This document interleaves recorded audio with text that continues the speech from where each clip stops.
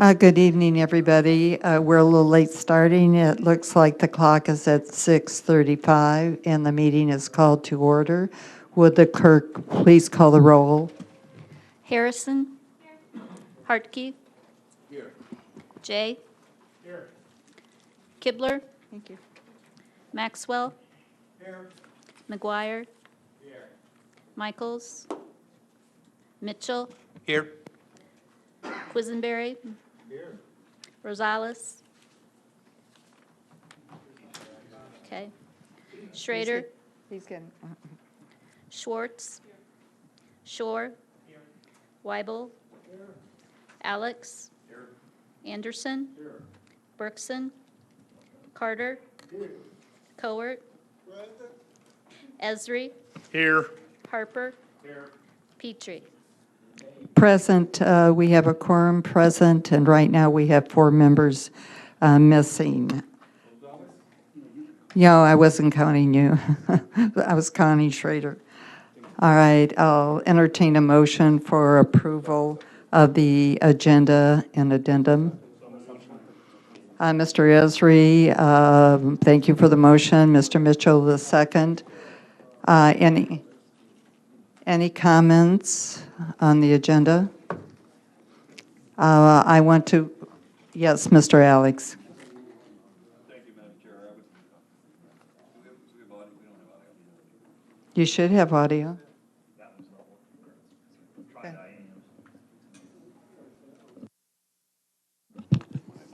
That works. There we go.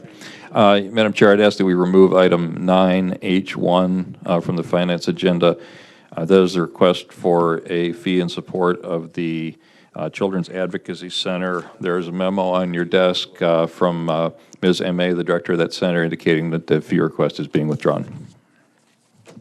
Thank you very much, Mr. Alex. There is one other item that is going to be moved on the agenda, not removed, and that is item 10B under other business, and that's being moved to policy D under other business.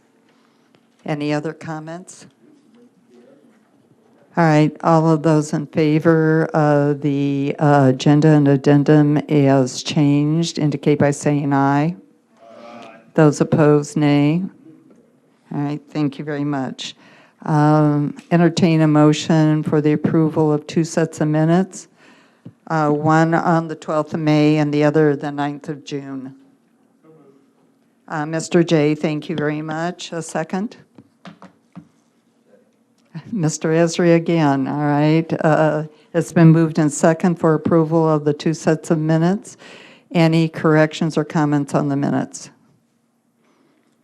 Seeing none, all those in favor say aye. Aye.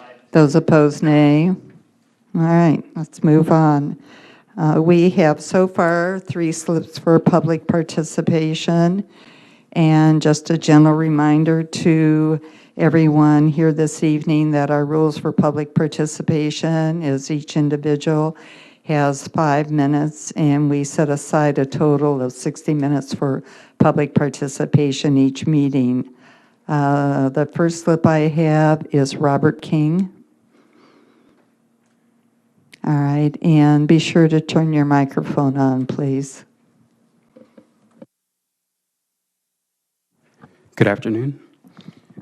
So my name is Robert King, and I am going on my 5th year here in the county and the community here.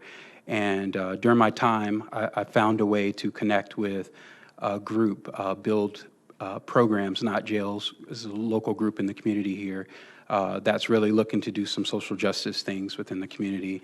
And through working with that group, was made aware of a recommendation for a racial justice task force within the community. And so I think, after looking at recent events in the news in regards to race relations throughout the country, that this might be a great time just to consider a proposal like that. I think the proposal came to you all a few years ago, and I just wanted to come tonight just to have the opportunity to really just say, I would love to see something like that come to Champaign County And if something like that came, I'd be happy to assist with any type of formation of a group that would look into issues revolving race within the community, particularly the intersection between race and social justice and the local law enforcement and the jail system within the community here. So, and that's all I had. Thank you. Thank you very much, Mr. King. Next, Lynn Stuckey.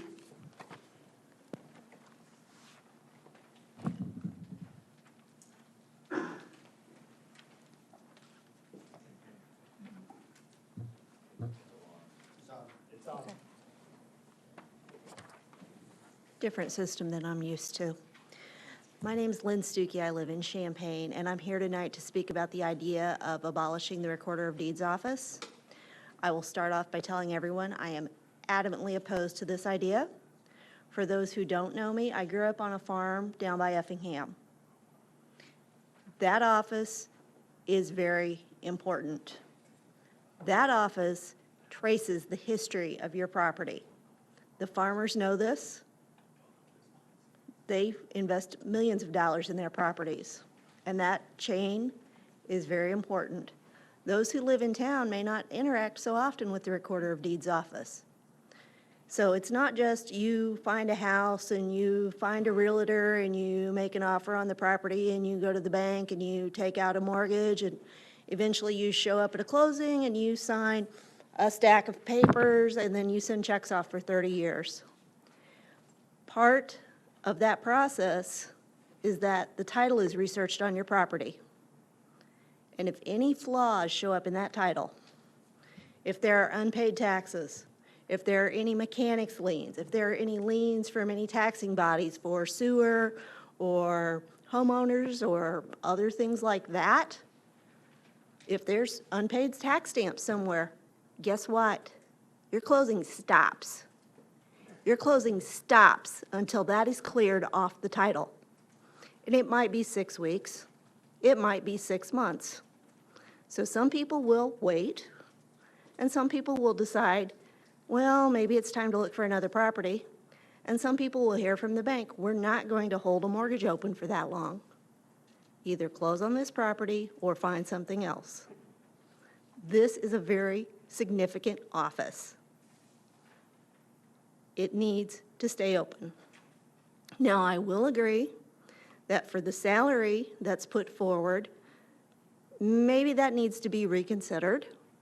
Having gone into that office to attempt to look at properties, I don't know when that computer system is installed. I would guess sometime in the mid-90s. It's a very unwieldy computer system to use. It desperately needs to be updated. But it's not just realtors who use that office. Surveyors use that office. They use it to look up easements as they're considering how stuff is going to be routed through your property, whether it's electrical, whether it's a gas pipeline, whether it's a chemical pipeline, multiple reasons you could have an easement on your property. Could be as simple as there's an easement that allows another neighbor to go through your property to access their property in the back. But that easement has to be maintained by the Recorder of Deeds. This is a very important office. And I understand people are going, Bloomington doesn't have one, we don't need one. Well, number one, Bloomington isn't the center of the universe, even though they like to think they are. Number two, Mrs. Busey, as I understand, did a report, and they do fewer real estate transactions in Bloomington, Normal, and McLean County than we do over here in Champaign County. So think about the volume of transactions that go through that office, because it's not just title transfers, it's mortgages. When your bank decides they're going to sell your mortgage to another company, that's recorded at the Recorder of Deeds. When you pay off your mortgage, that's recorded at the Recorder of Deeds. When you become deceased and your estate attempts to transfer your property to your heirs or sell that property so that the proceeds can be distributed to your heirs, that goes through the Recorder of Deeds. This is a very important office. It impacts the largest purchase most people make in their lifetime. And I understand there are 60 counties in Illinois that don't have this office. The county I grew up in is one of those counties. That county probably does fewer than 1,000 real estate transactions a year. No, they don't need a recorder of deeds. The county clerk can take care of it, just like she takes care of all the other transactions for the 12,000 people that live in that county. We have over 200,000 people here. We have a high volume of real estate transactions. This is a very important office. We need to keep it. We may change some of the stuff inside of it, but we need to keep it. Thank you. Thank you, Ms. Stuckey. Next is Dorothy Vera Weiss.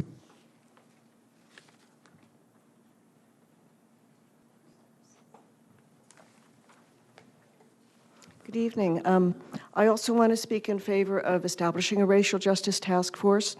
It's just about 2 years now since the Community Justice Task Force made the recommendation to establish one, and one of their purposes was to improve the opportunities for cooperation and collaboration between the African American community and the police and sheriff's departments. In addition, ILPP in their report supported the idea. They said Champaign County should eagerly review and, if warranted, study any identified prejudice-based serious claim of disparity in order to implement improvement. And they referred to whether it be any intentional disparities or whether it be subconscious, unconscious differences in how people were treated. I became real aware of the potential for a problem when I was stopped returning to Champaign from a long trip with my husband. And as we came into town after dark, I was stopped because I had neither a right headlight nor a left taillight functioning. And even though being a white woman with very white hair, I'm not of the age group or the racial group that is typically subject to or feels subjected to differential treatment, I was very nervous. And I know that if I had felt that there were greater possibilities of having a problem there, I would have acted a lot more nervously, and it could have been misinterpreted by the police officer who was stopping me. And so I thought on how this might be affecting other people. So anyhow, I think that in setting up a racial justice task force, it's really important that there be opportunities for people who are on the receiving end of being stopped and receiving tickets or arrested to express what their experience is and how it affects their behavior and therefore the outcome of it, and also a chance to have an objective evaluation of the data on things like in situations where the officer has the option of either issuing a ticket with a notice to appear in court and not being taken to jail, whether they do that, or for similar situations, whether somebody is arrested and taken to jail. And there are a lot of other situations where there are different options for what happens. And are those situations coming out working evenly for people of different races? So I think it's really important to go ahead and pursue this opportunity to really identify and solve some of the problems that we have here. Thank you very much. Thank you. Next, Barb Fresca.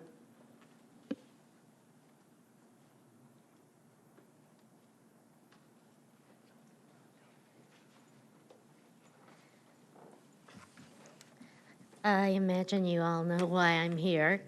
It seems like I'm here just about every year, every other year, talking about this same subject. I appreciate the comments that were made earlier, but I do have an update. Our computer system is updated about every 6 months. The software is, the hardware was new about 3 years ago. So we're not antiquated, the system is not difficult to use. We're able to find any document that was ever recorded.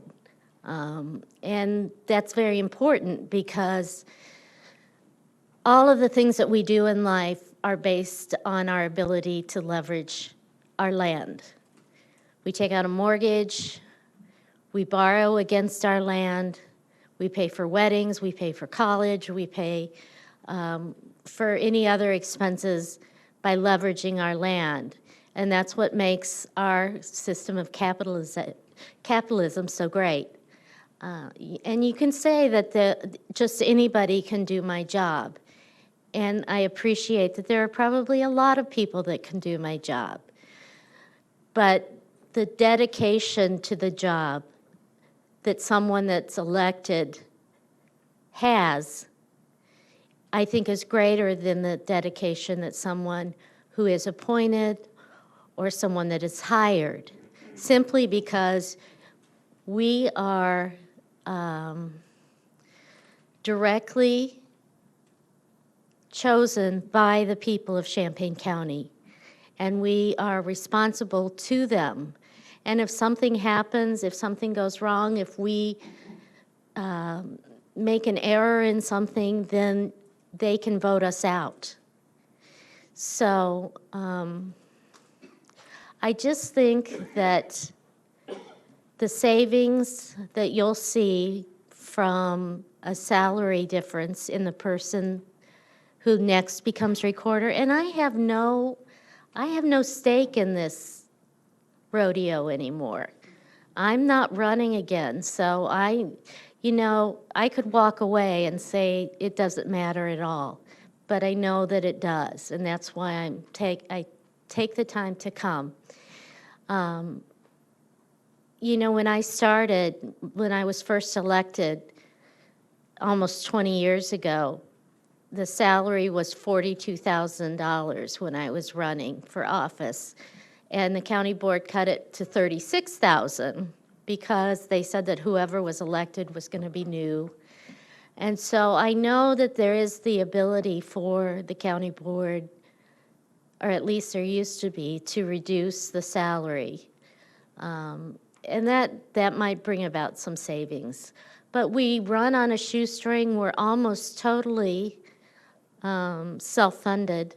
So I just would hope that you take a minute and think about how important we are, and that after 150 years, you would be doing away with something that our ancestors believed in and that's followed through to this very day. So thank you. Thank you, Ms. Frasca. Are there any others who want to speak this evening in public participation?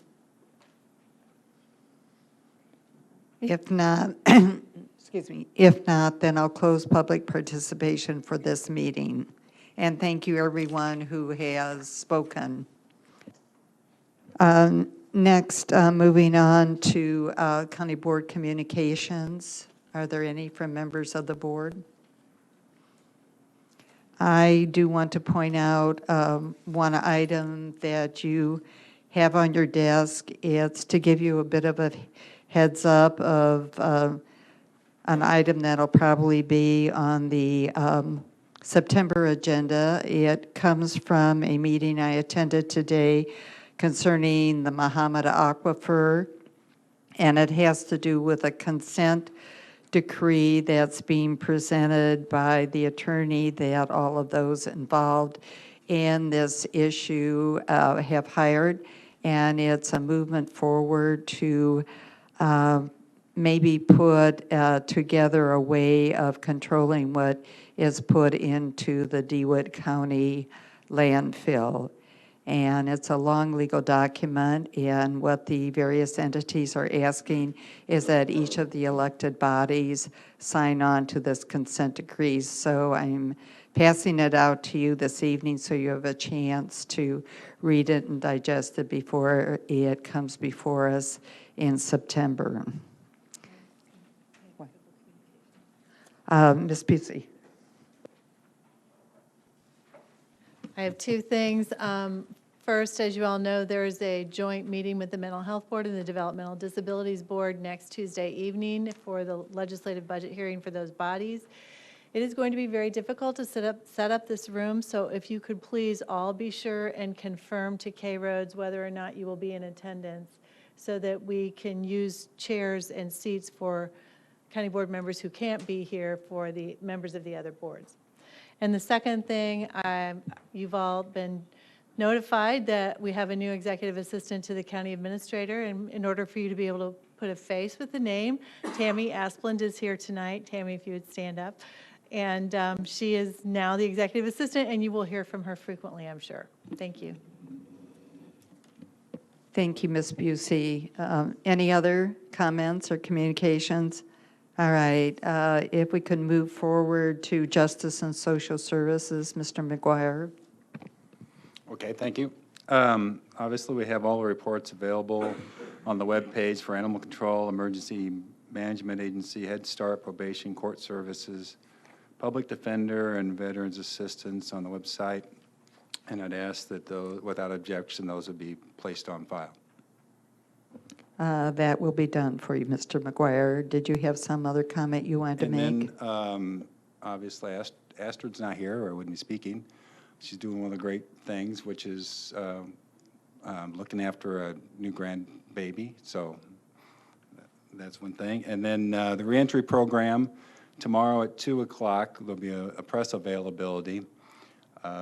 Next week, the 19th, all afternoon, there will be an opportunity for those that organizations that support the reentry program and are part of the reentry program for the public and those that are coming out of the county jail or whatever to be part of, get involved in that system and better understand what the reentry program is part of.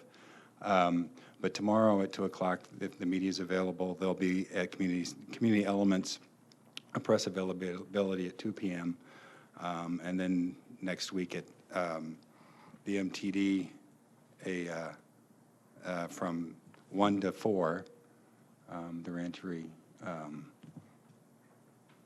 the reentry resource fair for those that'd like to attend.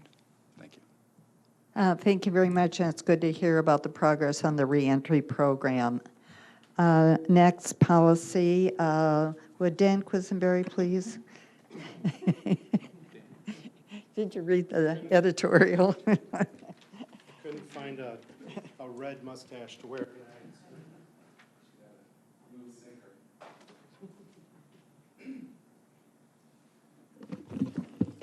All right, good evening. For policy this evening, we're going to start out with a number of appointments for drainage districts. And these are for a term that runs from September 1st, 2015 through August 31st, 2018, the first 1 through 32. I'll ask the board if there's any objection to us doing those, which are the same term, as an omnibus motion. Any concerns? Seeing none.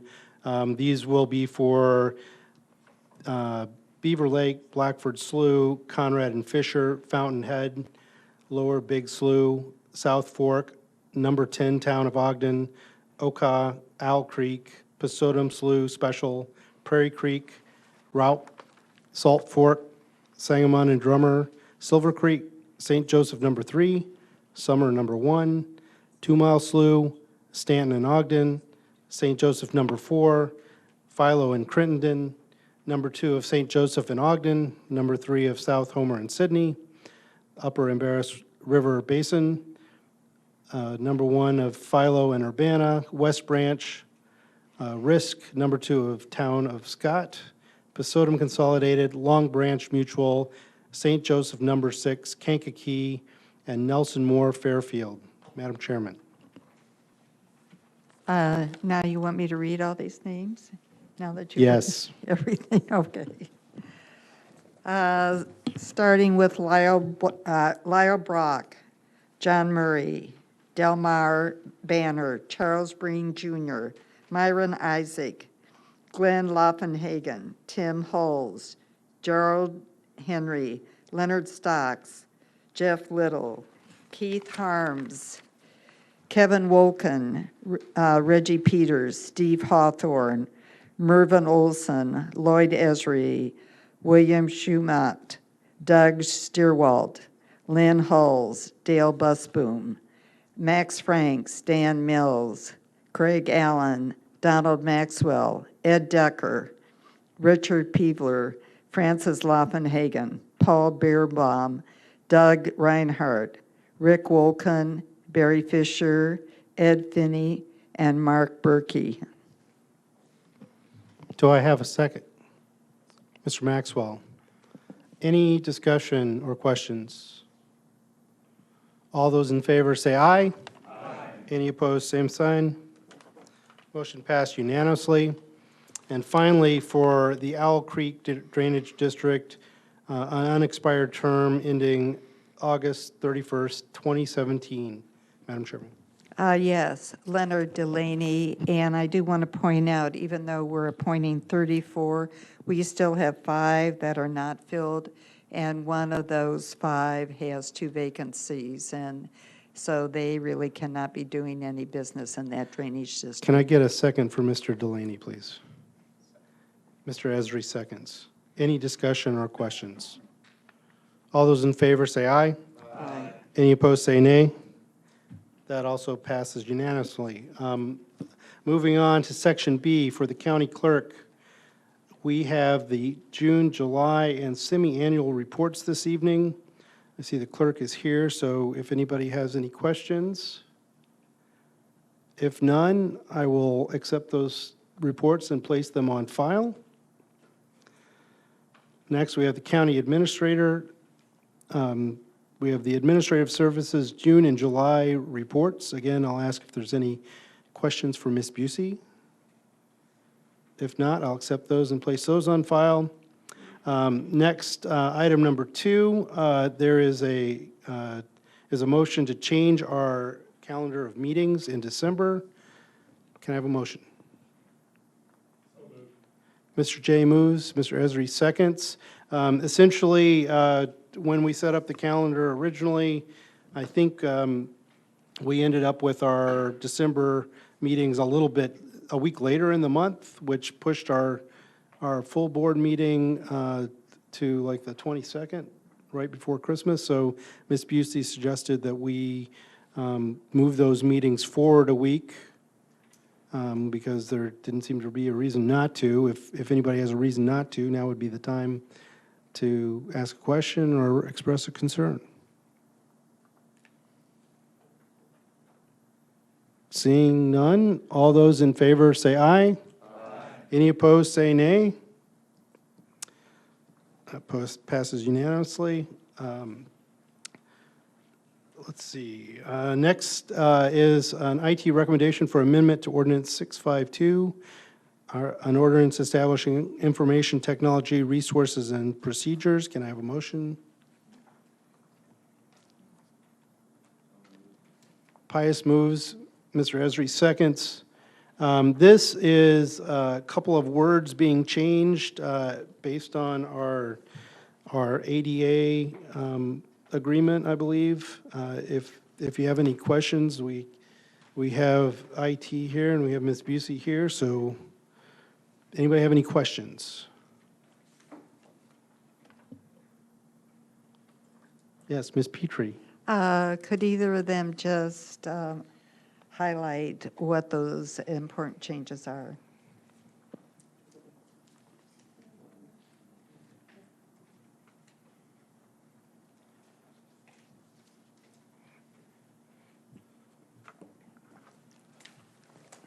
Pursuant to the settlement agreement, we have to adopt the additional item to Section P to reflect that the county's website, and all the content on the website, and all the content that's furnished by third-party vendors will meet the WCAG 2.0 Level A and Double A accessibility requirements. It's like I said, it's part of the ADA settlement agreement with the Department of Justice. So it basically means that we'll have to have, all the websites need to be designed in such a way that a screen reader reads them properly for a person who is visually impaired, and also allows somebody who uses a keyboard to navigate websites. It includes little code snippets that allow people to bypass certain parts of the website when they're navigating through using a keyboard. These are all requirements of the federal government. Thank you, Andy. Any other questions? Seeing none, all those in favor say aye. Aye. Any opposed, say nay. That passes unanimously. Now we are in the revised part of the agenda, Section D, which was originally down at the bottom of your agenda. The resolution for placing question of elimination of the elected office of the recorder in Champaign County on the March 2016 election ballot. I would need a motion for discussion.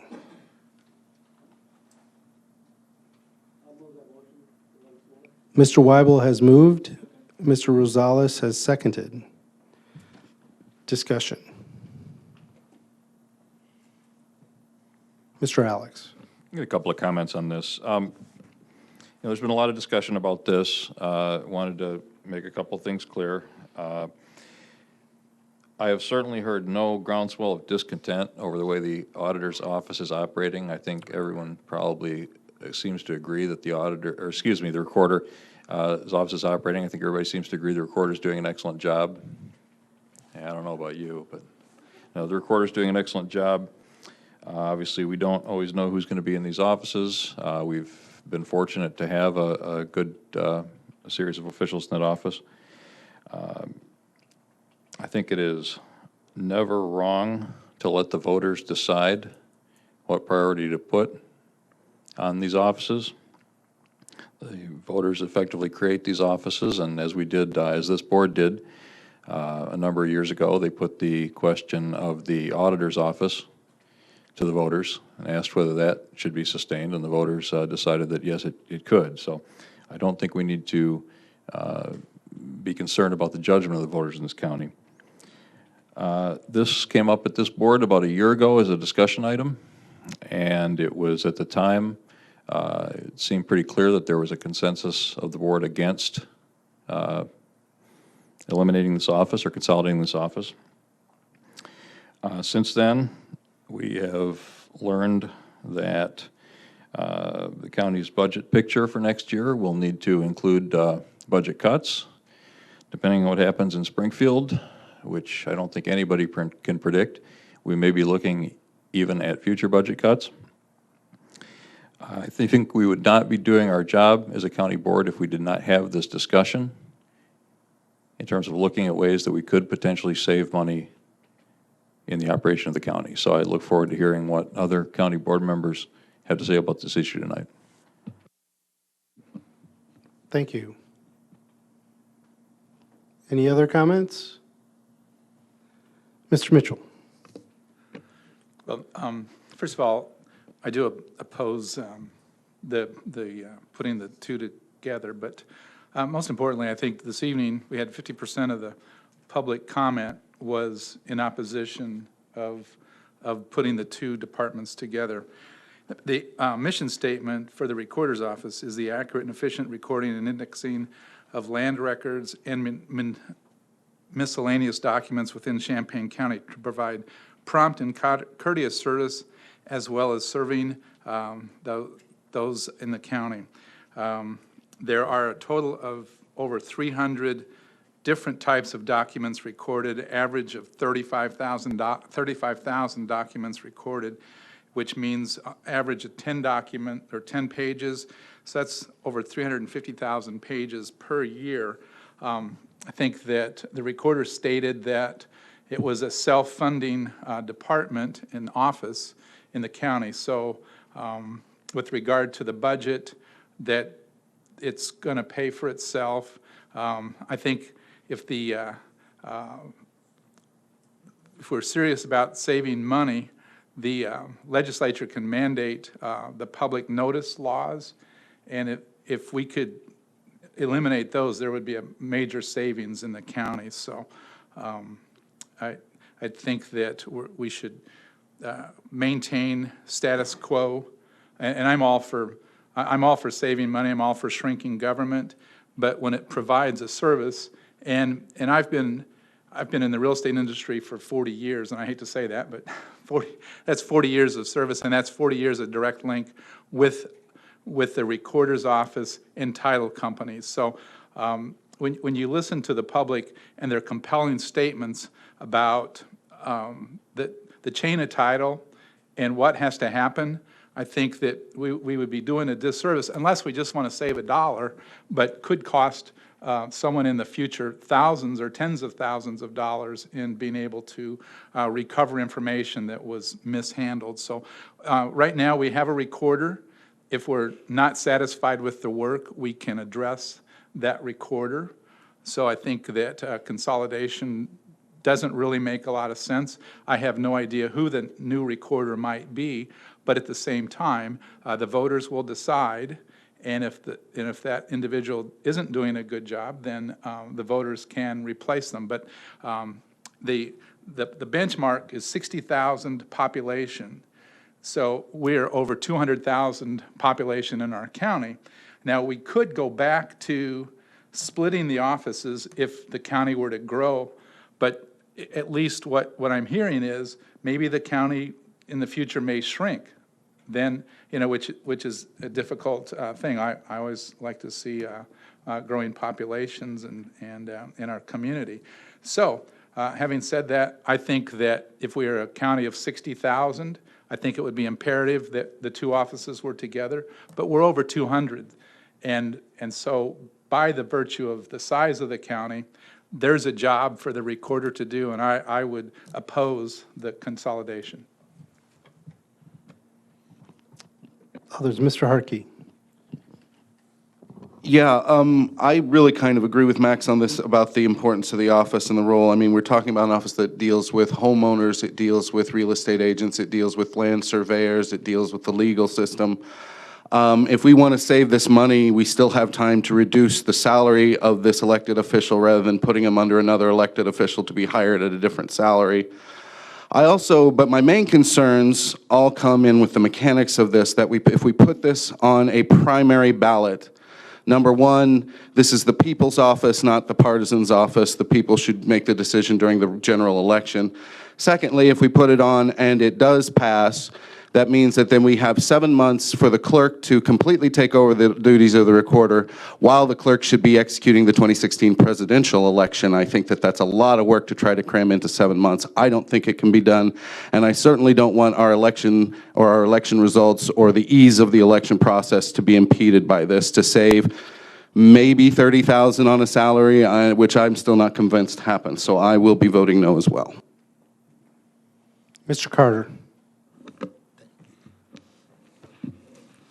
Yeah, my concern is all of these entities in the county is important to me, and it seems like we don't have time to sit down and discuss them anymore.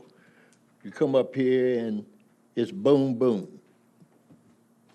That's not the way I like to do business. We used to didn't do business that way. Something important, we had the time to sit down, discuss it, and make the right decision instead of coming up with rational ideas and woo-hoos and don't know what's really you're talking about. And this is a sad day. We done come to the point that we never sit down and discuss these things before board meeting. And that's to me, it's just bad. And I'll be voting no, too. Thank you, Mr. Carter. Any other comments? Mr. McGuire. Well, I guess I'd start with that, too. It was brought up in April about this issue. And we didn't have a lot of people clamoring to have this done, including the voters. And now we're getting ready to go into election. We haven't had the voters asking us to consolidate these offices. I'm not sure, we could save $100,000 or $150,000, but that's less than the house that someone who's trying to, protect their home might have an issue with. And it is about service to this community. This is a very transient county. It has a lot of transactions going on in the recorder's office, and I'd like to ensure that there's somebody elected to the office that has the focus and vision to, continue what it has done, which is have a strong recorder's office to make sure that continues. We don't take everything to the voters. They haven't asked us to take it to the voters. And I think it's, I'd like to have more time, like Mr. Carter says, if we're going to decide to do that, to find out really what happens in the other counties.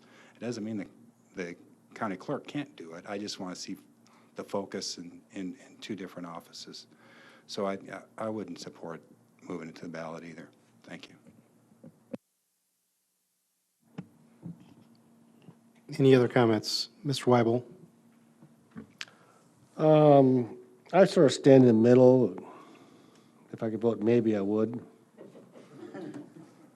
But I know I can't do that. I don't expect the voters to come forward and say you need to combine those offices. Face it, I hardly hear anything from the constituents in my district, and I'm not going to hear them, you should combine offices. They're going to say things like you need to save money or something like that. So this is one way we could save money. As Mr. Hartke says, we'll save some money. I would think maybe $30,000, $40,000 certainly.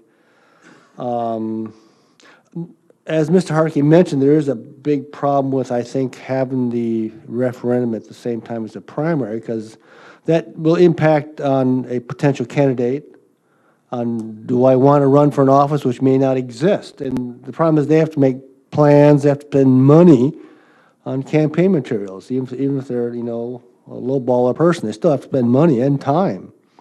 And that's a big problem. And so that, to me, that's a big negative. I hadn't really thought about that until really today. As far as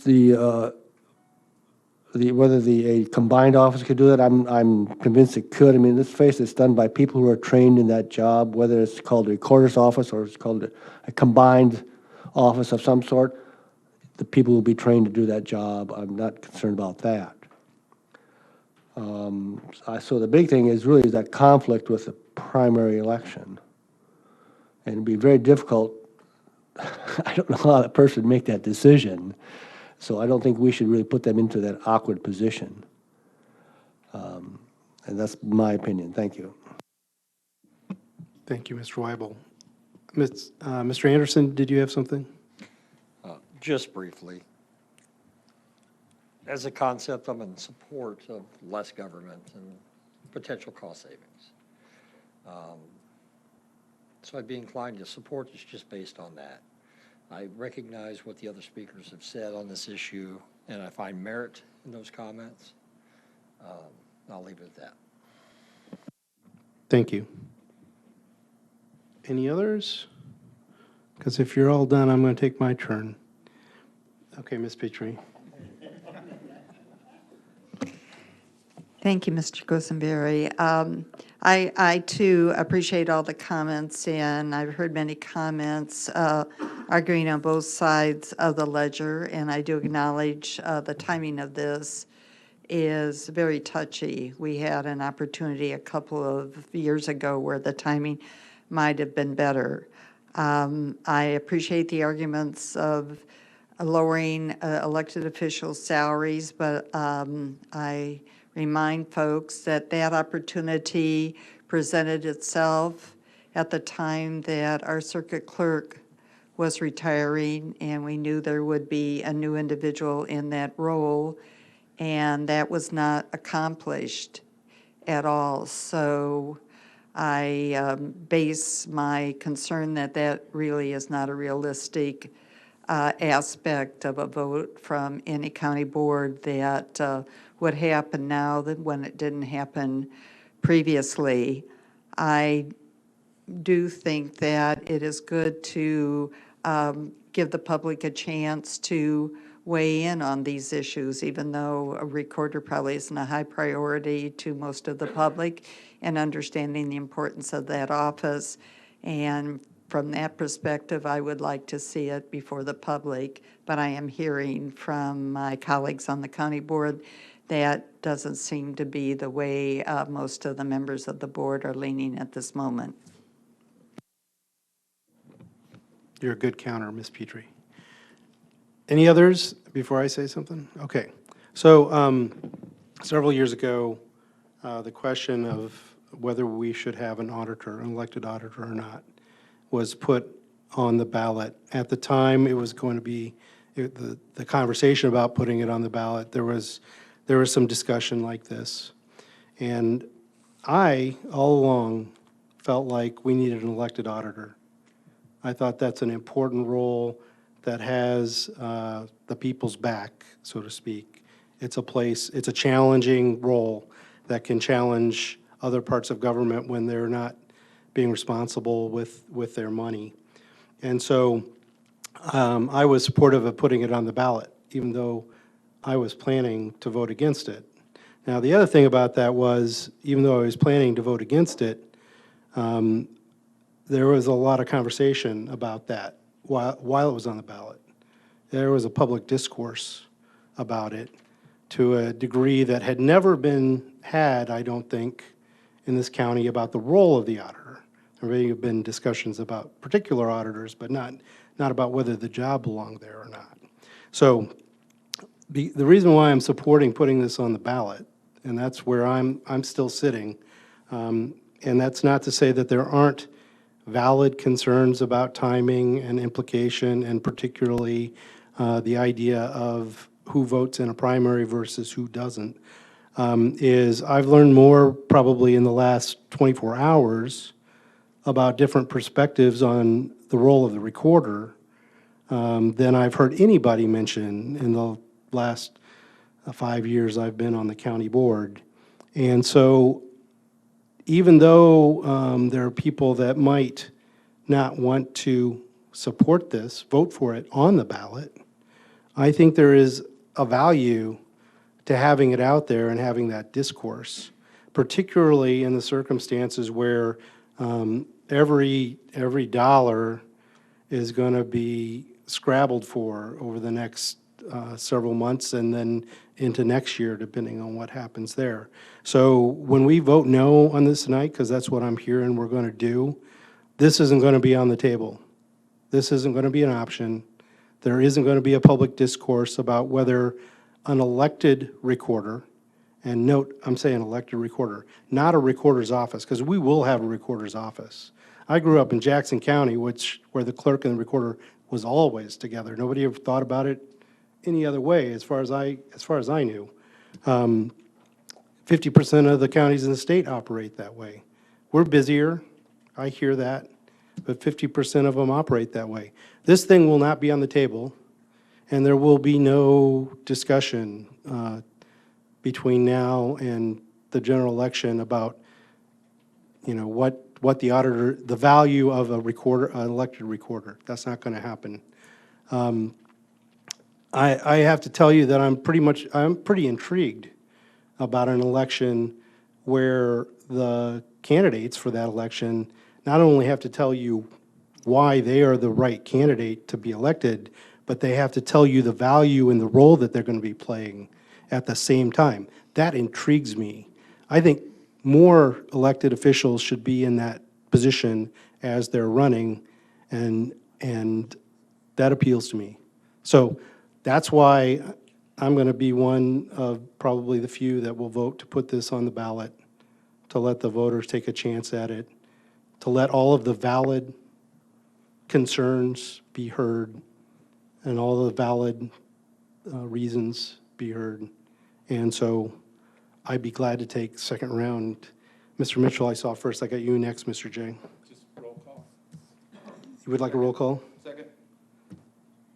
Excellent. Is that what you wanted to? No. You're going to talk? Okay, No. thank you. Just very quickly, I think we shouldn't forget the fact that we're still going to have a chance to vote on the recorder. So we're not taking it away from the people. The people will still be able to go to the polls and vote for, assuming that we have people that want to run for the recorder job, but we'll be able to do that. So it's not fair to sit here and say that we're taking that away from them. We're taking this issue and putting it where it is right now, which is the people's choice. Mr. Maxwell, and then Mr. Anderson. I've refrained from talking about this. I've talked with a lot of people individually. I've asked some questions. I've looked at examples.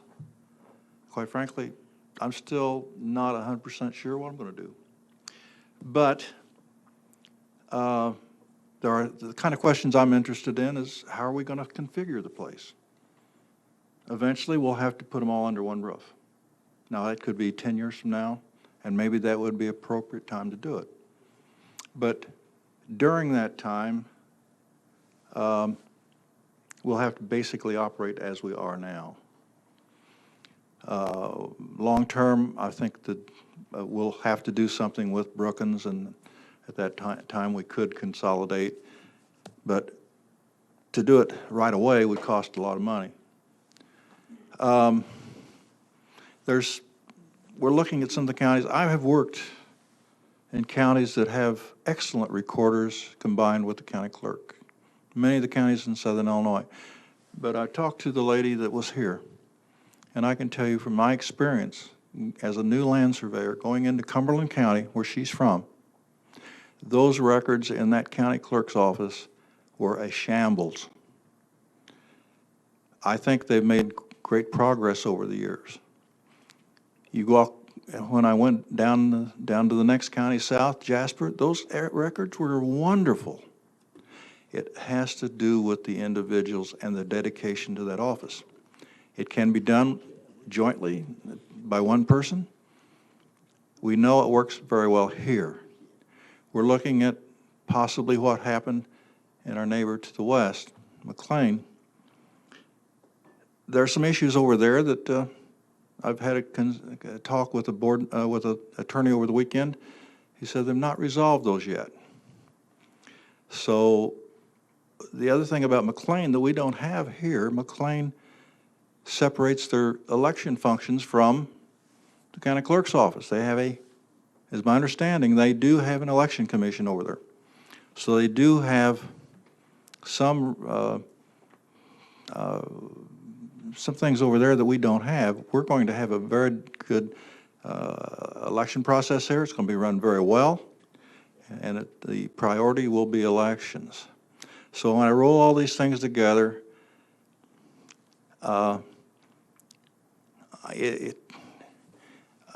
I'm not sure that we will save that much money. Thank you. Thank you, Mr. Maxwell, and thank you for not turning this into a facilities committee meeting. Mr. Anderson? Ouch.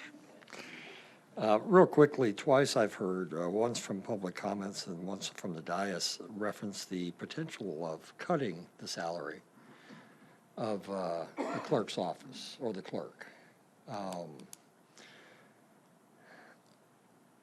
I guess I would just caution that when we talk about that as prospective candidates look to run for the office, to hear that the board might be considering cutting the salary. I don't know what fair salary is for that position. That would have to be studied. It wouldn't take much of a study, but you want to attract the best candidates for that office. And I don't want potential candidates thinking that, their salary will be cut or the potential income will be cut prior to coming in. Thank you. If you don't mind, I'm going to ask Ms. Busey to talk to us real briefly on our opportunities to change salaries, since that's been brought up a couple times and she knows what we can actually do. So you have to set the salaries for the elected officials who will be elected in November of 2016, no later than May, 180 days before they take office. Salary Administration has presented recommendations based on comparables with other counties in terms of what they're paying their elected officials, based on internal equity with regard to the size of the jobs for the elected officials in this county, the level of responsibility and authority, and that will happen again sometime between January and April of next year. And it will, at that point, be up to the county board to determine what the salaries will be for those who are elected in November for their 4-year terms. And that is only for the ones that are up for election. We can't do that for sitting. individuals, and if I'm not mistaken, the state's attorney salary is not ours to adjust. That's right. Thank you. Okay, Question? Mr. Weibel. We could theoretically do all salaries, just they wouldn't become effective until they're reelected. Well, you have to pass a resolution, and yes, I suppose you could, but It's a little unusual, but you could do it. the way we have evolved, we've built Right. in the fact that we're crossing over those terms to I try and understand. make sure that one group of officials doesn't get Right, far right. away from another group. I was just pointing out it's not impossible. We could do it. You could, yes. Thank you. I don't know. You know what? We've never talked about that, and it would be a different session of the board, so it's a potentially different county board. So I'm not sure. We'd probably have to get a legal opinion on that. All right, Mr. Carter, I saw your hand. Yeah. I'm hearing this loud and clear. We all supposed to be elected officials. And when we come up here and swear in, we swear in to do what? The best for Champaign County. I'm not high on what's going on in somebody else's house. I'm not. The fact of the matter is, I'm hearing some of this been floating around for a while, but it never was important enough to bring it to this board. I have a problem with that, board members. If I see something going wrong in this county, I'm gonna be the first to bring it to the board. Not let it float around out there and stink. It don't make any sense. But then we let it float around. I guess some of us have certain folks to meet with or something. I can't understand that. But all of a sudden, it'll come up to the board and we got to have it read tonight. Don't talk about it, just vote on it. That is not proper way to run a county. And I'm telling you, I don't like it. I think everybody in here should have a fair shot to make decisions on what's going on in Champaign County. Thank you. Mr. Carter, Mr. Harper? I'm like Gary Maxwell. It's taken me a long time, all day, for several days to consider this thing. I've talked to Gordy. I've talked to Chris. I don't want to make this a political, it has to be a Democrat or Republican in this office, because the position is too vital to handle these transactions. And I've sat here and I thought, I mean, Max brings up the fact that we're over 200,000 people. That's a whole lot different than Cumberland County. You mess up these transactions, you mess up somebody's life for a long time. I'm not doubting one bit that Gordy couldn't handle this.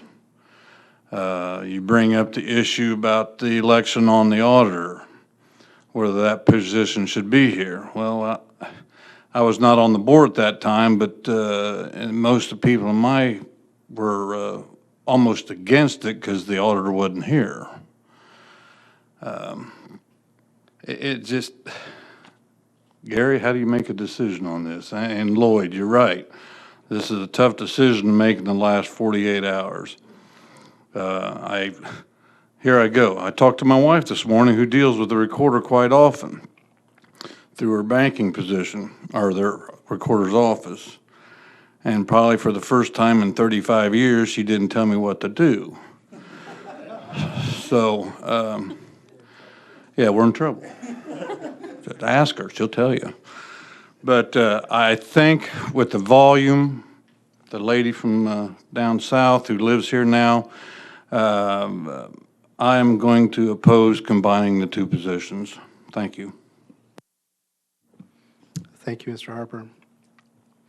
I haven't seen any hands lately, so if we're ready to vote, it'll be a roll call vote. Harrison? No. Hardkey? No. Jay? No. Maxwell? No. McGuire? No. Mitchell? Petrie? Rosales? I'm going to have to vote no. Schwartz? Shore? Weibel? Alex? Anderson? Carter? Cowart? Esri? No. Harper? And Quisenberry. Yes. That motion fails. So, moving along, the next item we have on the agenda, actually, I don't think we're going to be able to take up. The strategic plan that we've been working on, last time I talked to you about it was in June. I had not gotten any other feedback at that point, so we thought we would be ready to consider the final document and take a vote on it tonight for forwarding to the full board. However, it did not get in the packet, so I'm not going to ask you to vote on something you haven't seen all together in one place. You've seen it all, and you've seen all of it several times, but I want you to have it all together in one piece before we discuss a final vote on it. So there is no action to be taken on that item. And then for items to be placed on consent, I've got A1 through 34, and I've got C2, and I've got C3. And if that's it, that's it. Thank you. Thank you, Mr. Quisenberry. Mr. Alex?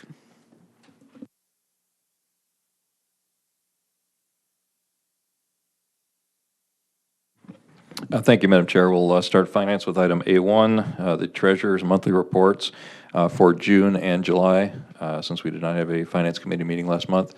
Unless there are objections, we will receive those and place them on file. Move on to item A2, resolution authorizing the cancellation of the appropriate certificate of purchase on a mobile home, permanent parcel number 4-6-0154. May I have a motion to send that to the full board, Mr. Mitchell and Mr. Weibel? Any questions or comments? Seeing none, all those in favor, please say aye.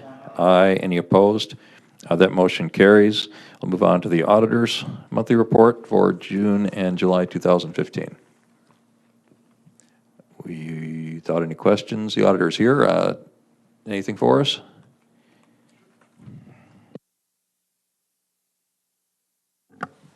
And you might as well go into your quarterly financial report as well. Yeah, if that's okay, I'll just do both here real quick.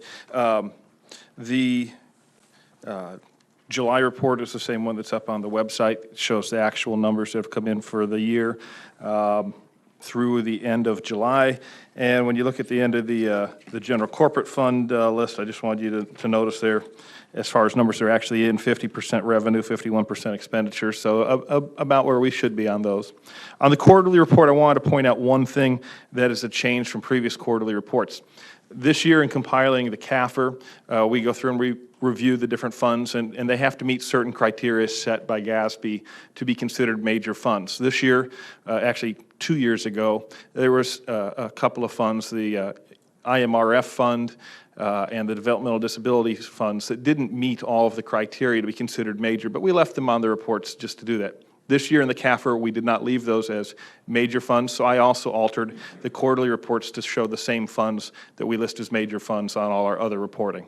So it's just it was just a matter of meeting the criteria and the threshold set by GASB in order to report those as major funds. They're still reported within the combined other non-major funds.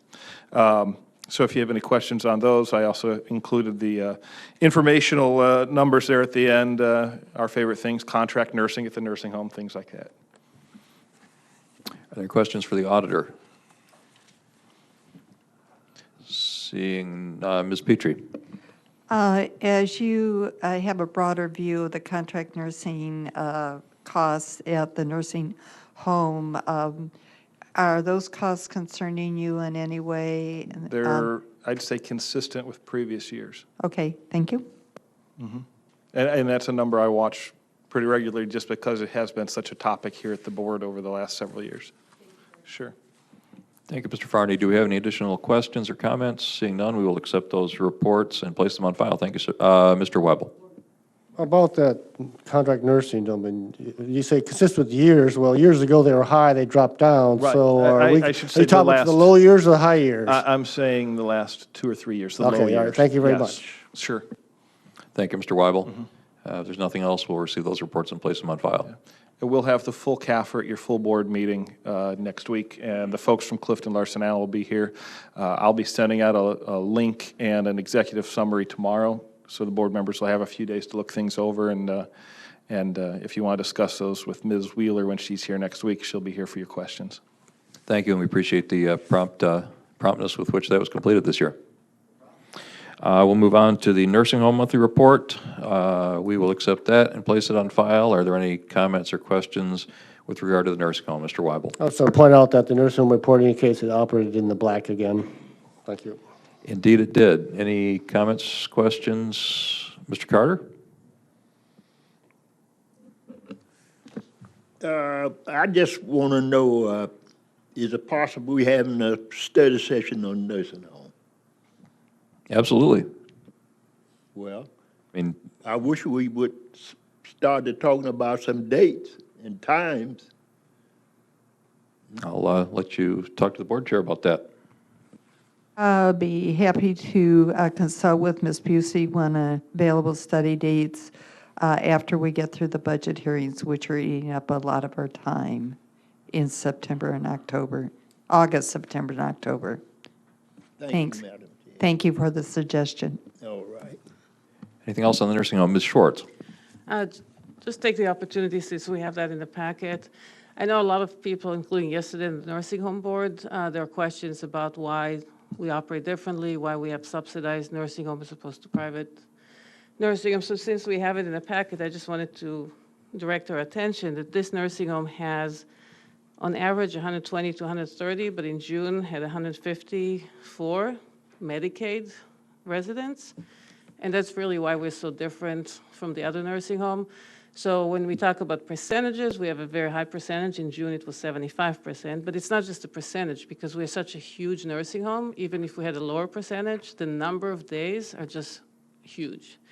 And together with Medicaid residents, we have not only lower payments, but we also have the Medicaid residents that haven't been approved, that we don't get paid for, and so on. So just to point it, I know it's not a discussion about the nursing home, but those questions do tend to come up. And so the reason the voters, I suppose, chose to approve subsidizing the nursing home is because we serve a way larger population of Medicaid residents than anybody else. Thank you. That's a good point. Thank you. Anybody else? Mr. Anderson? I'll just try to be brief, real brief. I keep hearing it said that the nursing home is in the black, and I have to disagree with that. When I look at the fact that the voters approved a bond, and the taxpayers are paying roughly $1.4 million a year to cover the construction of that nursing home. Plus, the nursing home itself is not setting any funds aside for depreciation. This goes on, those two activities, as far as the initial purchase, paying it off, setting money aside for depreciation, goes on with the nonprofit and the private nursing homes. So to say we're in the black means we expect to lose a lot. So we're just losing as much as we figure we're going to lose. And so I just want to clarify, when we say we're in the black minus 1.4 million minus what we should be putting in. Thank you. That's not an unfair statement either. Mr. Maxwell? A lot of good points and a lot of good reasons to have a study session. Last night, I attended that board of directors meeting, and Mr. Harkey raised a point that's been troubling me for some time. The difference between our accounts receivable and our accounts payable. It's over $2 million. And can't quite get my arms around where that is. I know a lot of it has to do with Medicaid days, conversion days. At some point in time, we may have to recognize some of that accounts receivable are not truly something we can collect. So I think we need to take a closer look at that, and I think maybe all these things might be better set aside for a study session later. Thank you. Thank you, Mr. Maxwell. Anything else on the nursing home report? Mr. Carter, are you raising your hand? I'd like to just tell my colleague, an audit would do a good job of that. You're finding your problem that you're talking about the nursing home. Thank you. Thank you, Mr. Carter. Anything else? If not, I will mention, and this I think was discussed at the nursing home board of directors meeting last night, there has been discussion of referenda in support of the nursing home and actions that could be taken with regard to the nursing home. Want to stress we are asking the nursing home board and management to put together a 5-year financial projection for the nursing home that looks at potential scenarios moving forward in terms of what we might see in terms of state aid. The idea would be to make sure that as we hear discussion of referenda or any financial issues whatsoever with regard to the nursing home, we are considering those in the context of a long-term financial plan, which can fit in with the county's long-term financial plan to ensure the sustainability of the nursing home. And we are asking them to bring that information to the September full board meeting. Mr. Harkey. Yeah, I do have one thing that I have to kind of comment on that I heard here. When we talk about whether the nursing home is in the black or not, I think it's absolutely fair to count the county tax levy as a part of that. The community has committed to having that tax levy as part of the revenue at the nursing home. Therefore, it should be allowed to be counted on whether it's in the black. Many companies and other private industries who get tax breaks or tax cuts or tax benefits all the time count that towards whether they're in the black. So while I understand the point being made about depreciation, I think it's very fair to count the tax levy. Thank you, Mr. Harkey. Anything else on the nursing home report? Seeing nothing, I will receive that report and place it on file. We will move on to animal control. Item D1 is requesting approval of an intergovernmental agreement with the Village of St. Joseph to provide animal impoundment services. May I have a motion to send this to the full board with a recommendation for approval? Mr. Esri and Mr. Weibel. Any questions or comments, discussion? Seeing none, all those in favor, please say aye. Aye. Any opposed? That motion carries. Item D2, under Animal Control, requesting approval of an intergovernmental agreement between the Board of Trustees of the University of Illinois on behalf of the College of Veterinary Medicine and the Champaign County Board on behalf of Champaign County Animal Control for transfer of animal cadavers. Would someone be willing to make a motion to send this to the full board? Mr. Esri and Mr. McGuire. Any discussion? Seeing none, all those in favor, please say aye. Aye. Any opposed? That motion carries. We'll move on to item E1, the coroner's monthly report on outstanding death certificates. That is in the packet, and without objection, we will receive that and place that on file. I did have a question for the Finance Committee, if anyone wants to weigh in with regard to that. Do we think that that information is useful? Do we want to continue to receive that information? If so, do we want to get it monthly, quarterly? Does anybody feel strongly one way or the other? Is it onerous for that to be provided to us on a regular basis? Absolutely not. Right. But if nobody's reading it, we won't include it. Okay, we will ask the coroner to continue to provide that information. We'll move on to item F1. This is a request from the Circuit Court for a fee in support of the Court-Appointed Special Advocates Program. I see Courts Administrator Holland and Presiding Judge DeFanis are here tonight. May I have a motion to send this to the full board with a recommendation for approval? Mr. McGuire and Mr. Shore. I'll open the floor for discussion.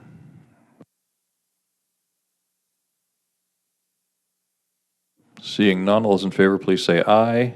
Aye. Any opposed? That motion carries. Move on to item F2, also from the Circuit Court, a budget amendment request, 15-35, requesting increased appropriations of $87,514 to cover additional juror costs for fiscal year 2015 due to the state's increase in requirements for juror pay. May I have a motion to send this to the full board? Mr. Rosales and Mr. Anderson. Any discussion? Mr. Weibel. Yeah, I have a question for Judge DeFanis, if that's possible. Judge is welcome to answer if he wants.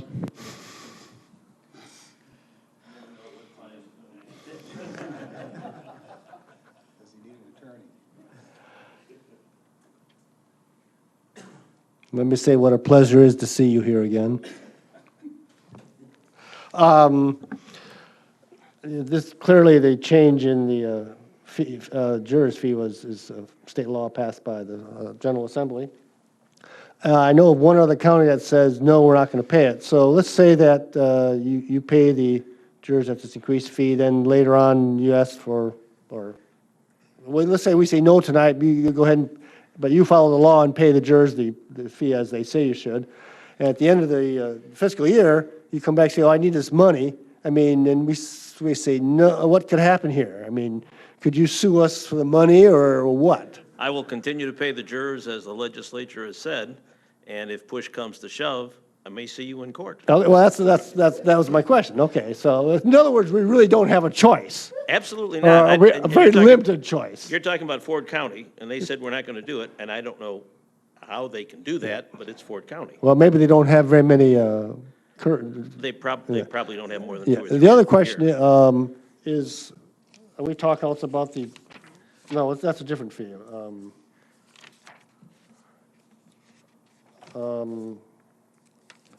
If you're asking about the CASA fee, that's what we just voted on. The CAC fee is not, has been removed from the agenda. Right, okay, all right, okay, that'll do. Thank you very much. Again, a pleasure to have you here again. Mr. Quisberry. While the judge is sitting there, if he doesn't mind asking me one more question.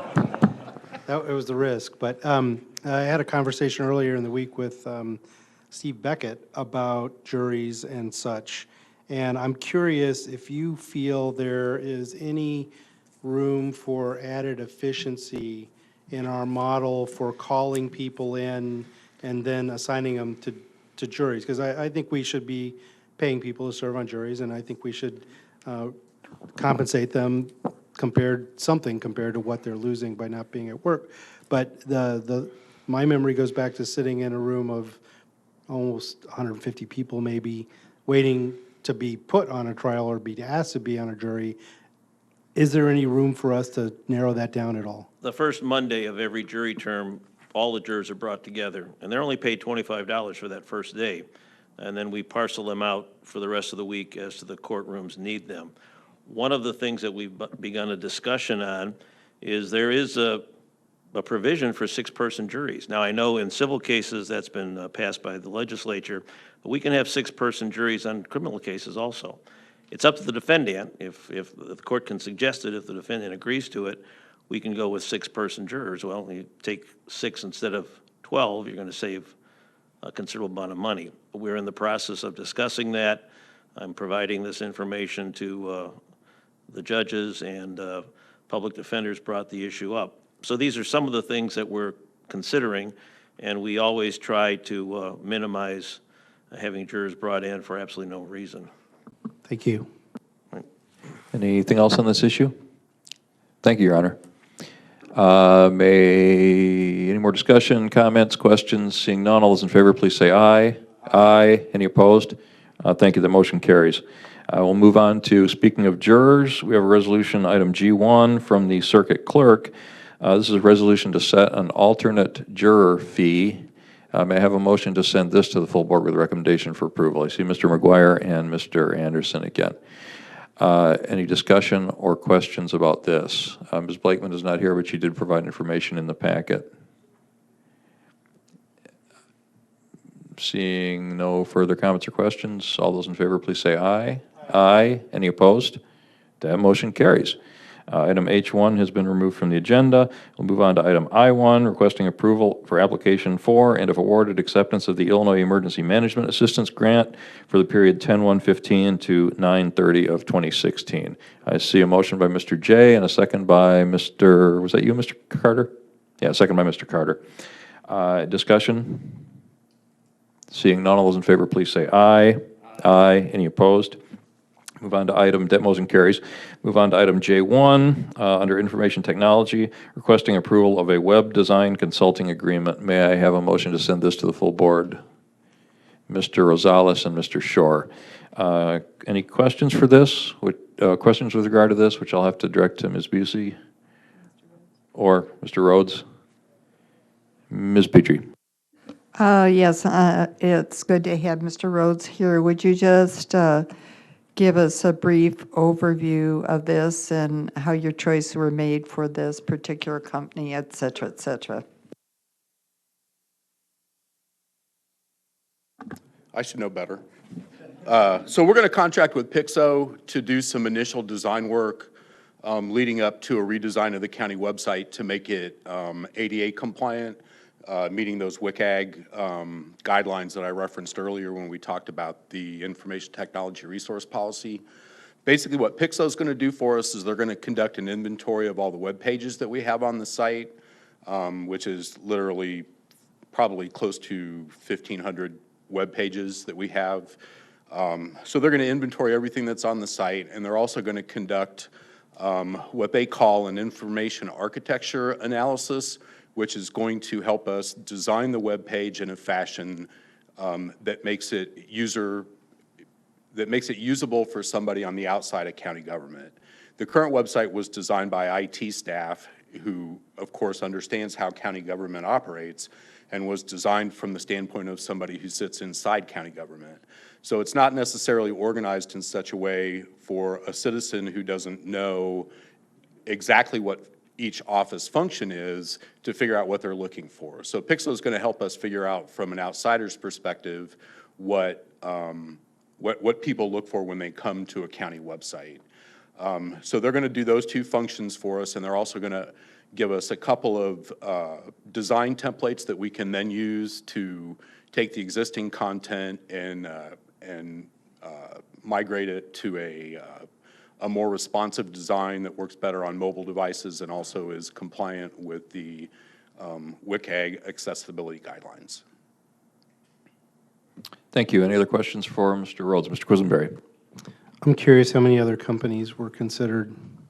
Well, Pixo was actually the only one I talked to about this, and it's my understanding from talking to Tim Offenstein, who's the evaluator that the county has hired pursuant to the ADA settlement agreement. He tells me that Pixo is uniquely qualified to provide these two particular services, the content inventory and also the information architecture part. And what we should get from Pixo will allow us to hire any design firm or any designer to actually do the website design.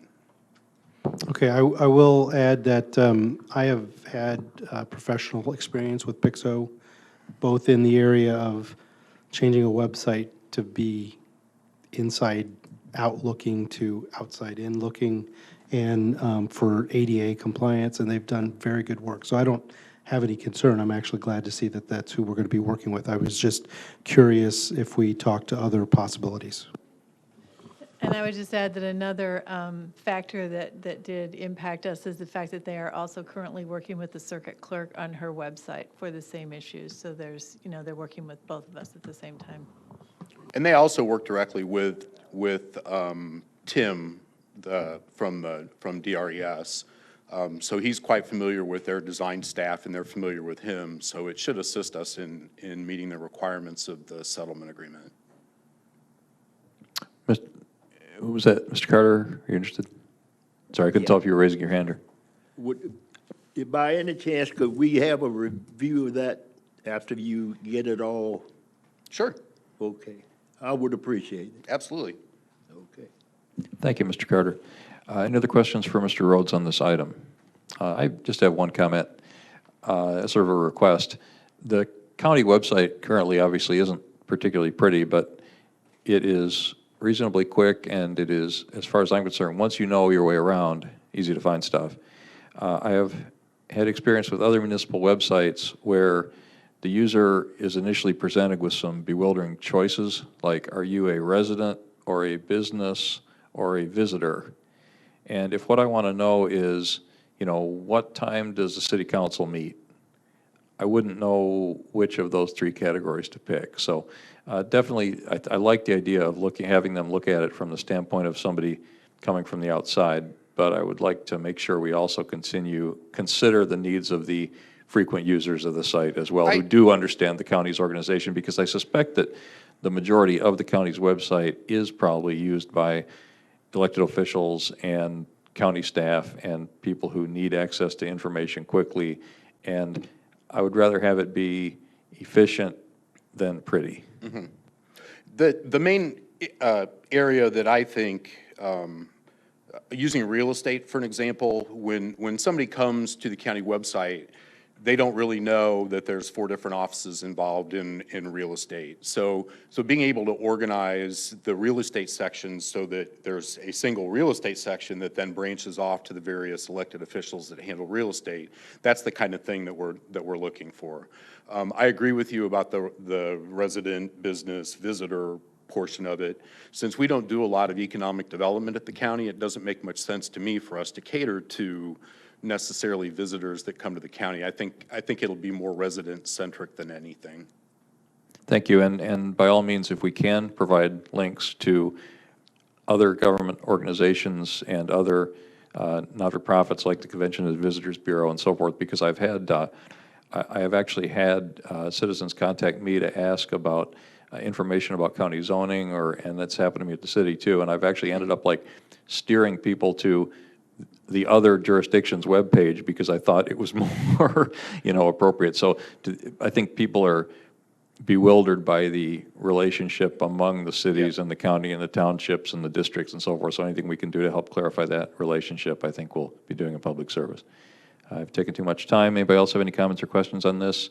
Seeing none, all those in favor, please say aye. Aye. Any opposed? That motion carries. While you're sitting there, I would ask for a motion to send the item J2, the GFOA ERP needs assessment request, to the full board. Mr. Mitchell, a second by Ms. Harrison.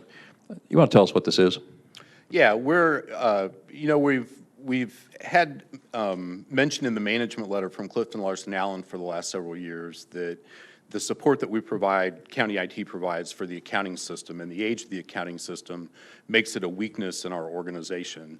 They have encouraged us to seek an ERP package that has corporate level support, not a single person of support like we currently have. So to begin that process, we have talked to the Government Finance Officials of America, Government Financial Officials Association, who do needs assessments for local governments throughout the country to help them begin the process of selecting an ERP. So basically what we're going to be doing— Which stands for? An enterprise resource program. It combines the accounting function, the budget function, payroll, HR, basically the business functions of the government, which we currently have several different packages and custom developed software and QuickBooks and various other methods of keeping books. So an ERP combines all that into one system, which helps the county administrator and the other financial officials make better business analysis of, say, the nursing home operations, things like that. So the first step in doing that is, we think, would be to conduct a needs analysis, since we have not had one of those done before. The GFOA does that for units of government throughout the country of various sizes. We've talked to them. I've talked to some other counties in Illinois that have contracted with the GFOA. They've been very happy with the results. So what we are proposing this year is that we, from the cafeteria plan of options that they have given us, that we do the project planning and the business process analysis portion of their advisory services this year, which will take us through the end of December. And then at that point, we should have a pretty good idea where we're at, how our processes work. They'll offer some ways to improve our functions with what we have right now. And then next year, what we're also proposing as part of the FY 2016 budget is to leave the position vacant that we're transferring this money from this year, and then use that to continue selecting some of the services they've offered us, with the goal of having an RFP or an RFI out in time to give you guys an idea of what the cost of an ERP system would be going into the budget cycle for 2017, and then it'll let you guys make some decisions on funding priorities for that. So it's kind of a two-pronged approach that we're taking. Like I said, the first part is the business process analysis, and then next year we'll do some of the other functions that take us up to the issuance of an RFP. Thank you. Any comments, questions, or discussion? I guess I would just add to that my thanks to the City of Urbana. We had a meeting earlier this week with Andy and Tim and Deb and the county staff and Sanford Hess from the City of Urbana and some City of Urbana folks. We already have a good working relationship between the IT department here and the IT department at the City of Urbana. We are actually, after all, located in the same city. And we are continuing to look forward to ways in which we might be able to continue to share resources, share costs, and this work that the GFOA is doing to help us do our needs assessment is proceeding about at the same time Urbana is going through a similar process. So our hope is that we may be able to find ways that we can work on these problems together. So I appreciate the City of Urbana's cooperation. All those in favor, please say aye. Aye. Any opposed? That motion carries. We'll move on to item J3, Budget Transfer 15-3. Total transfer amount of $48,570 from personnel line to contract services line in the IT department. This is to cover the cost of the two items that we just approved. Mr. Anderson and Mr. Carter, seconds. Any discussion? Seeing none, all those in favor, please say aye. Aye. Any opposed? That motion carries. Moving on to item K1, this is a request for approval of a Violent Crime Victims Assistance Program grant from the Attorney General to the State's Attorney for fiscal year 2016. May I have a motion to send this to the full board for approval? Mr. Shore, may I have a second? Mr. Weibel. Any discussion? Seeing none, all those in favor, please say aye. Aye. Any opposed? That motion carries. Moving on to budget amendments and transfers, we have item L1, Budget Amendment 15-28, increased appropriations of $42,600 from the Public Safety Sales Tax Debt Service budget to adjust interest payments for fiscal year 2015 as a result of fiscal year 2014 bond refunding. May I have a motion to send this to the full board? Mr. Esri, and I think I saw Mr. Anderson's hand over there. Any discussion? Seeing none, all those in favor, please say aye. Aye. Any opposed? That motion carries. Item L2, Budget Amendment 15-34, $539 of increased appropriations and revenue to allow the circuit clerk to accept grant funds for his VSRG system. May I have a motion to send this to the full board? Mr. Jay and Ms. Cort. Any discussion? Seeing none, all those in favor, please say aye. Aye. Any opposed? That motion carries. And finally, item L3, Budget Amendment 15-36, increased appropriations and increased revenue of $61,202 for transfer of reimbursement among funds in the circuit clerk's office. May I have a motion to send this to the full board? Ms. Cort and Mr. Shore. Any discussion?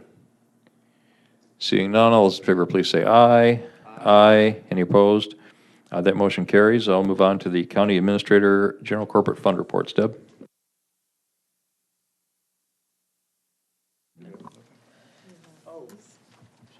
You have at your desk the projection report for the General Corporate Fund as of the end of July. And the revenue projection significantly improved in July. We'll see if it holds. The first area where there's a significant improvement is on penalties on taxes. If you look at that line, you'll see that we have moved fairly far ahead of where we were last year at the same time.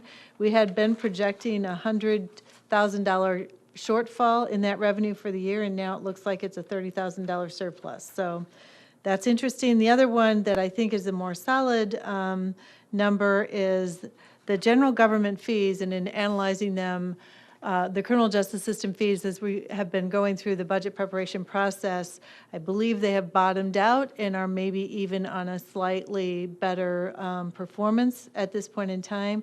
So we had been projecting a $300,000 shortfall on that line earlier this year, and it's down to 55. I don't know if it will stay that healthy, but it definitely is improving over where we had seen it earlier in the year. So that's good news. Right now, looking like our total revenues will come in at 99%. Expenditures on the next page are trending fairly similarly to where they have been, which puts us to the third page. This is the best projection we've had yet this year. I would still say we should anticipate anywhere between a 100,000 and 500,000 deficit this year, but right now, it's right at 100,000, which is certainly better than what we had been anticipating. So overall, fairly good news. Thank you, Deb, and thank you to the chair. Somehow I managed to miss the fact that we had an addendum tonight, so I have 3 additional items for finance. If everyone has this, I would ask that someone move approval of item D3. This is approval of an intergovernmental agreement with the city of Urbana to provide animal impound services. Mr. Esri and Mr. McGuire. Any discussion? Seeing none, all those in favor, please say aye. Aye. Any opposed? That motion carries. We have item K2, request of an intergovernmental agreement between the Department of Children and Family Services and the Champaign County State's Attorney. Again, a longstanding agreement. May I have a motion to send this to the full board? Mr. Jay and Mr. McGuire. Any discussion? Seeing none, all those in favor, please say aye. Aye. That motion carries. Finally, item L4, this is a budget transfer, number 15-4, $2,000 from General Corporate State's Attorney's Fund to pay for a temporary worker, $2,000. May I have a motion to send this to the full board? Mr. Esri, may I have a second? And Mr. Harkey, haven't heard from you in a while. Any discussion? Seeing none, all those in favor, please say aye. Aye. Any opposed? That motion carries. We have no further business. We have no chair's report. Items for consent from finance are A2, D1 and 2, F1 and 2, G1, I1, J1, 2, and 3, K1, L1, 2, and 3, and then from the addendum, D3, K2, and L4. Thank you. Thank you very much, Mr. Alex. We're moving on to other business. I've lost track of where the closed minutes are, meeting minutes. All right, they've been around the table. If we'll get those back to Ms. Busey. And then we're to the point of, what? No, people are signing them. A motion to adjourn I'll take from you. Oh, okay. Yes, they've been around? All right. Okay, bring it back up so I can do that. All right, Mr. Mitchell, second. Mr. Alex. All right, all those in favor of approving the closed meeting minutes? Aye. Opposed? Thank you very much. All right, now, a motion to adjourn. Yes, Mr. Harper. I'd just like to make one comment.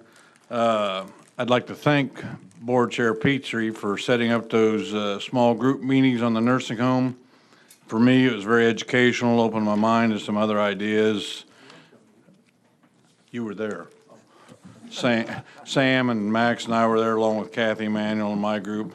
And it enlightened me on a few other things to think about. So thank you, Ms. Petrie, for setting those up. Thank you. Any other last comments?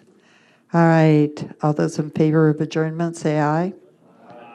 Opposed? Have a good evening, everyone, and the social is tomorrow evening. Don't forget.